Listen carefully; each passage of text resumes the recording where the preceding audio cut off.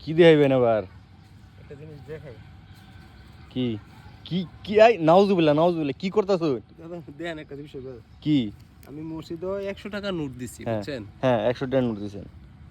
Note দেওয়ার পরে মসজিদ থেকে আমাকে 80 টাকা ঘুরাইছে, 40 টাকা খরচ করছি। হ্যাঁ কিন্তু এই যে দেখছেন একটা বিষয়, মানে এই টাকাটা যে দান করছে সেও তো একটা মুসলিম, হ্যাঁ হ্যাঁ, মুসলিম। কিন্তু সে কিভাবে এই টাকাটা দেন অবস্থায় জোড়া দেওয়া, কিন্তু নানান জায়গায় জোড়া দেওয়া, মানে ও চাইছিল যে টাকাটা যত বাইরে চলে না, মসজিদে দিয়ে দিই, মসজিদের কাজে লাগুক। তো মানুষের দানের বিষয়টা চিন্তা করেন।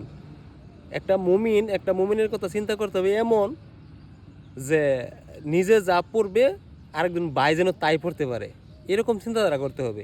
তো মানুষের চিন্তাধারা দেখেন কীরকম। আসলে বিষয়টা ইতিমধ্যে বাংলাদেশে কিন্তু এটাই চলতেছে। যত সিরাফারা টাকা আছে শুক্রবারের জন্য জমাই থুই দেয়, শুক্রবারে মসজিদে গেলেই কি ওই টাকাগুলো দিয়ে দেয়। না না না, এখন বলেন এই টাকাটা কি চালানো যাবে? অসম্ভব। এটা আমি কাউকে দিতে পারবো না। মানুষের আন্তাজ